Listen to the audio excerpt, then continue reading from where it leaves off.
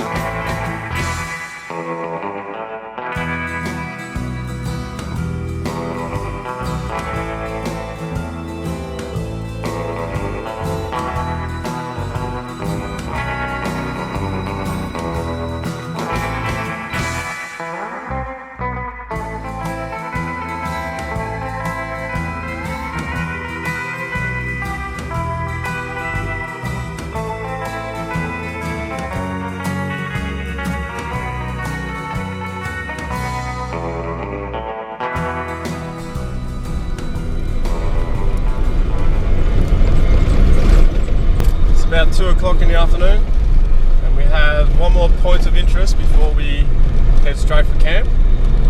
So at the moment we're driving on these sand tracks, mildly corrugated, but nothing too bad. In fact, all the tracks on this trip so far haven't been very difficult at all. With that said, you wouldn't be able to bring a caravan here. Camper trailer, yeah, well, we got one behind us. Stock vehicles will be able to come in here easily. You just got to pick your line a bit better. Clearance is an issue here and there, and of course the Gascoyne River. It is advised if the river is flowing not to cross it, unless you know you're going to get over it safely. So here we are at a place called Great Gorge. We've parked our vehicles and done a bit of a walk. And our next stop now is a possible campsite on top of the cliff. And if we get there in good time, we may push on to an abandoned homestead and stay there for the night instead, but we'll see how we go.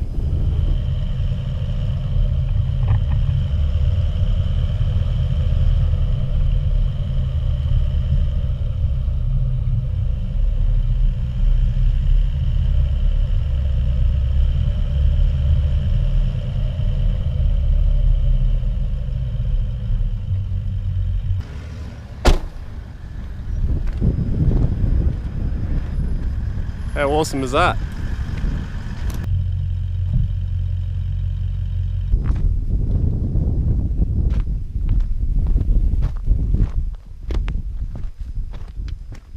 Oh, what a view. This place is truly amazing and beautiful. Every time we thought we'd seen everything there is to see at the Kennedy Range, something like this will pop up. And it was about to get even better because we are camping right next to this exact view. As you can see, we have arrived at camp in daylight.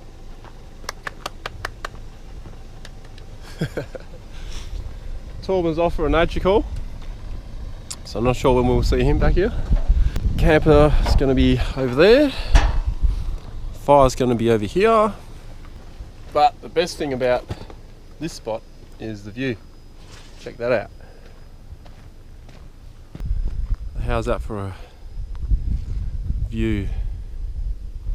suppose the only thing we got to look out for is wandering in the night, going for a nature call, and that is to remember not to walk that way and walk the other way, because at night you may not be able to see that.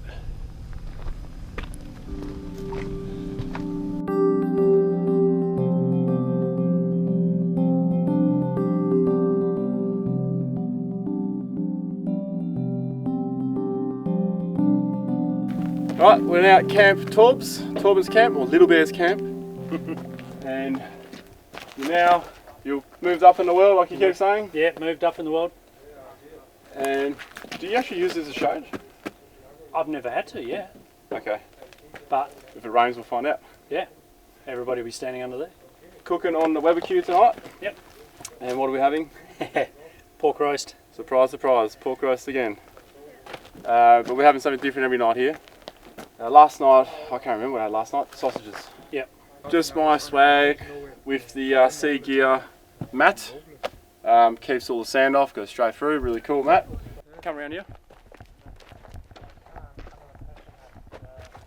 Then around here, beer o'clock is any time I open this up, pretty much. Partial joke. Got all my lights here, got my anti-bug lights. I find that a amber light keeps the bugs away a bit more, the white light just attracts them all. Got this makeshift table here, which I made out of an old table. Just used some old galvanised wire I had lying around, and check out these cool badges on here. That makes the table. That's our new sticker, 4-wheeling sticker. Oh, Sackware.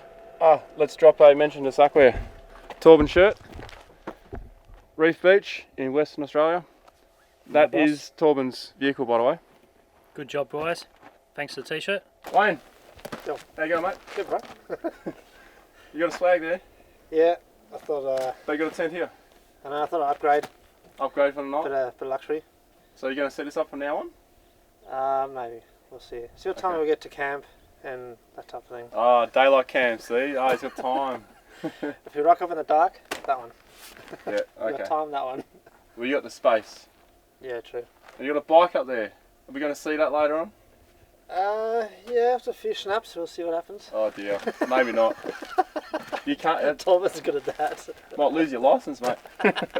All right, let's move on to the Jeepers. G'day. Hey, Ronny. How are you? Hey, mate. G'day, mate.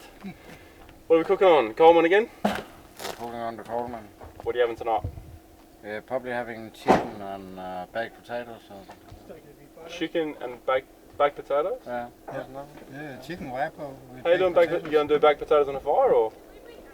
No, we have a special way. Oh, they're vacuum packed. You know, they're already done up. So just get it in water and heat it up. That's it. Fair enough. Preparing smarty pants. Do you always have that? You always have a silver on, eh? Yeah. Is that just for the moisture? It's just for the moisture. Okay. When you get to night time, you know, all of a sudden they're running down water.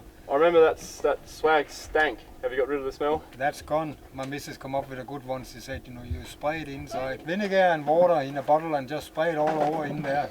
Okay. And I said, yeah. And to shut up, I did it. And it actually worked. You have a drama with this kind of swag, because I've heard a lot of people say they stink after a while.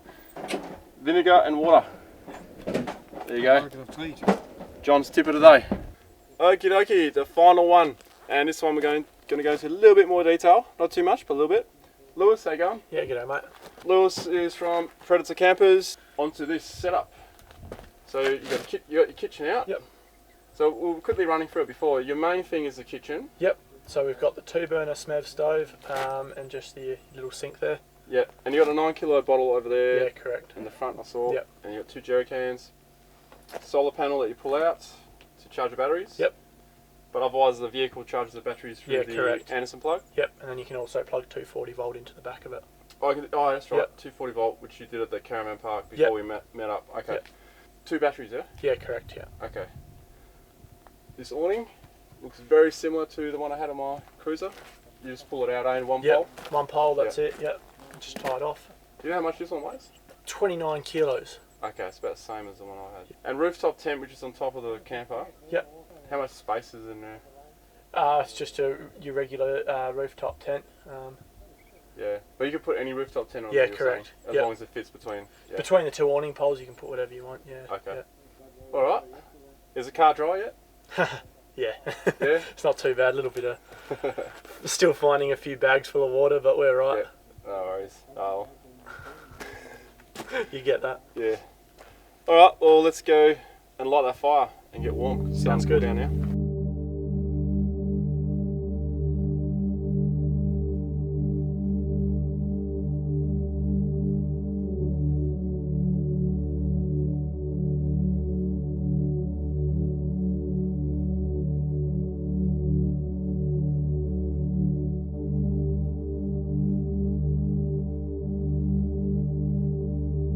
A question I get asked a lot is, where is your favourite campsite? And the answer usually is, I don't know, because there are too many of them. They all have their own special things. Take this one for instance. It has remoteness and just awesome views. The feeling of isolation in good company. And along the Kennedy, this is the most isolated spot you could probably camp. Western Australia truly is a lucky place to be living in or travelling in. So just a reminder to everyone out there, let's all keep these places clean and leave no trace behind. And these places will stay open for a long time.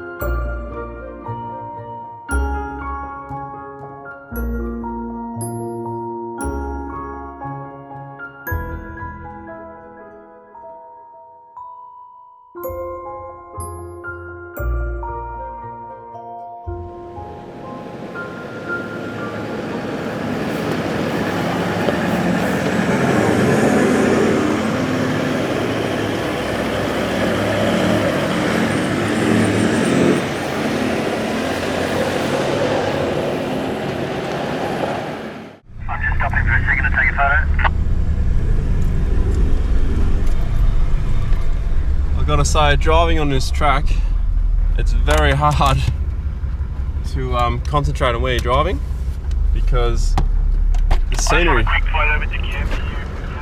scenery is just fantastic.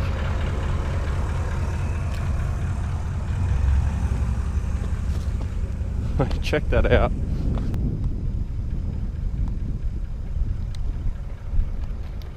And I dare say, a good part of the drive out of here is going to look like this.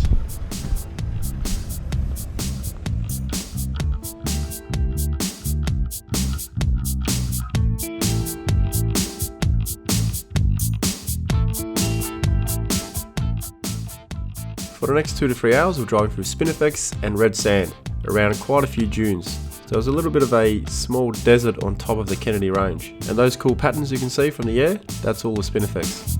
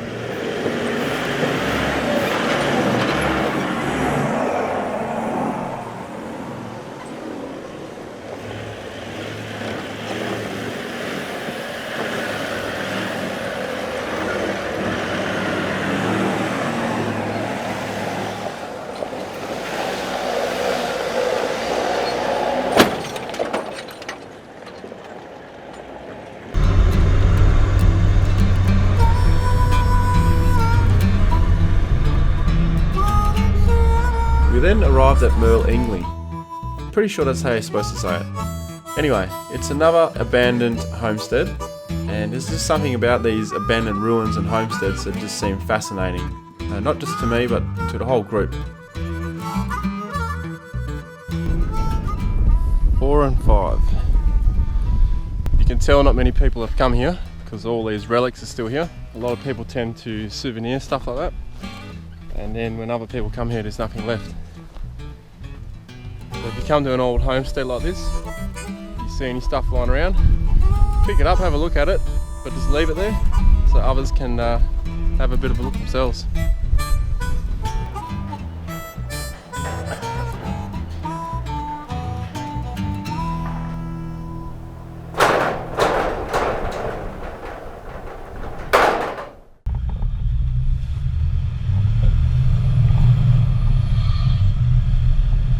We're now passing through a cattle station in order to get to our next location. Although you can use the tracks and go through, it is advised to call ahead and just let the owner know that you're passing through.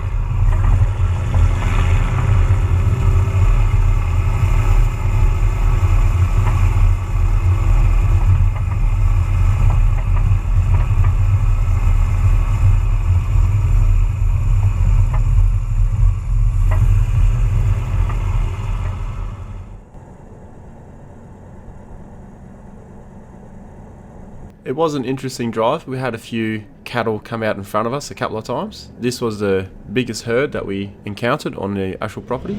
Not long after that, we had a few sloppy tracks we had to drive through.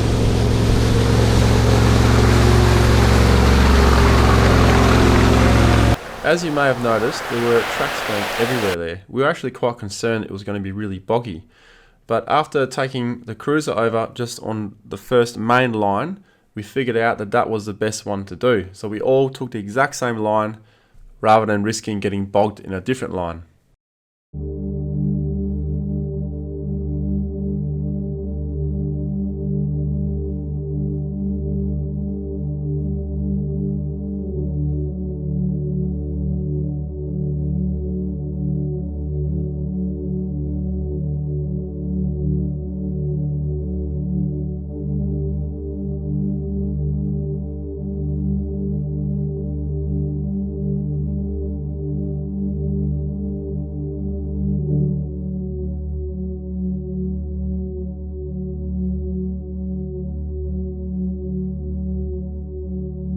Yet another abandoned homestead. I'm not sure what this one was called, but the place looked like a disaster zone. So I think some strong winds must have come through here at some stage. It was definitely a shearing station because you can see all the old machinery and the shearing quarters.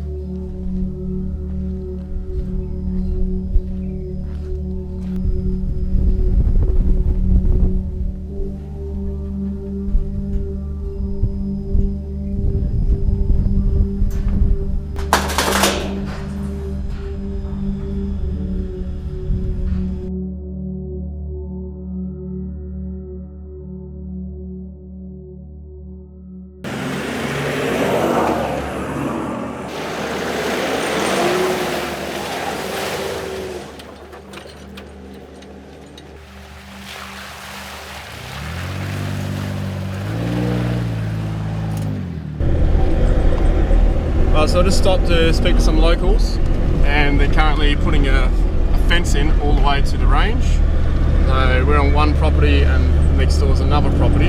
The range is just ahead of us, and I got a bit of info on that track that a local gave us information on where it is, and he said that it is close to the end of this road, but no one's used it in years, and it looks pretty like washed out. So we'll see if we're able to drive it when we get there. If not, I guess we'll be putting up camp somewhere around here because it's getting pretty late.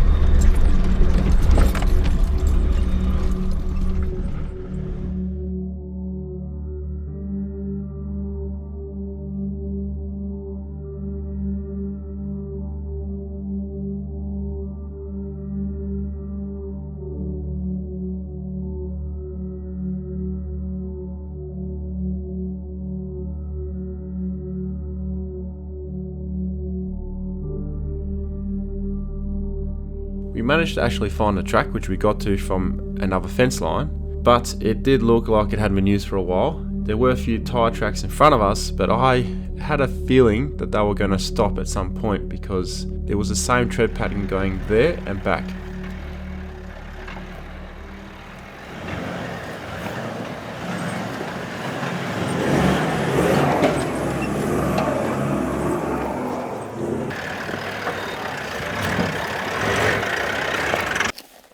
Pack some rocks and build a bit of a road for it. Oh, righto. Although the Navara and the camp trailer fared quite well so far on this trip, apart from part 1 with the river crossing, we knew that there was going to be clearance issues, firstly for the Navara, and secondly for the drawbar on the camper trailer. It was definitely going to hit something here. So we opted to get out and track build with all these boulders that were lying around. Alright, we'll pop him out of harm's way. Yeah. I reckon that's not too bad, eh? Slowly. Stop. Back up a bit. And there's a few more rocks under that front wheel.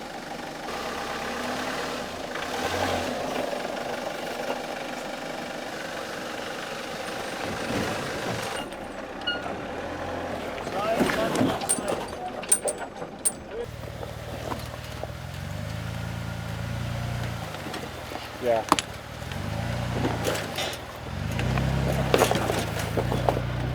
It got dark pretty quick, and before I wanted to venture any further, I wanted to walk the track and see if it was actually a track there anymore or if it was actually possible to go. And to do that, we need daylight. You probably remember from the previous video trip, I got this tree sap off a marri tree.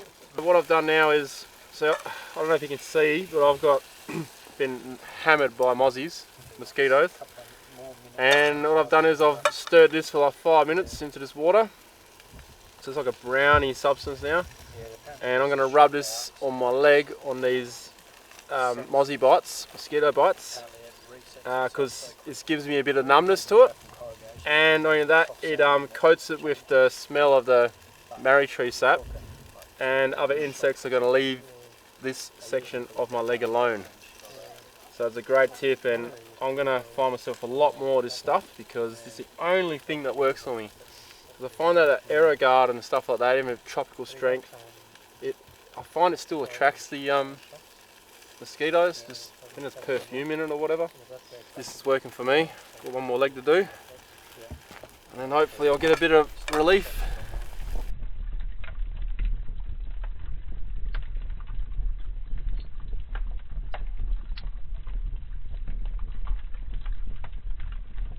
So after a good night's sleep, we then tried to continue on that track, but we had no success.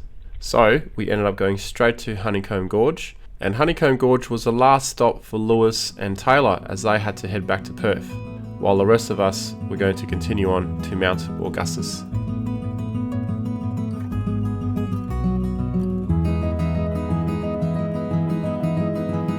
You can see why people come to Honeycomb Gorge to check out these really cool looking honeycomb formations which are caused by weathering. And nearby is Temple Gorge, which was our intended campsite for the night.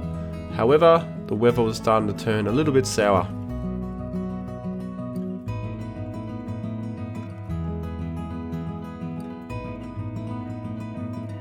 We just checked out Honeycomb Gorge and we went to check out Temple Gorge, but with this weather, yeah, we didn't want to kind of get caught out in it. Looks like it's going to rain. Don't know how heavy it's going to be because we haven't had reception for days.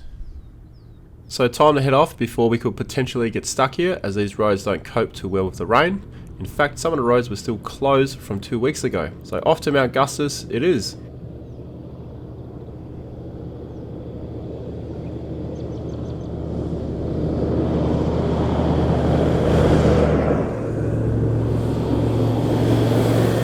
Thanks again for watching. If you enjoyed the video, please give it a thumbs up and do subscribe if you haven't already. You can support the creation of this kind of content at patreon.com/Ronny Dahl. Now take care out there on the tracks and trails, and I'll see you next time.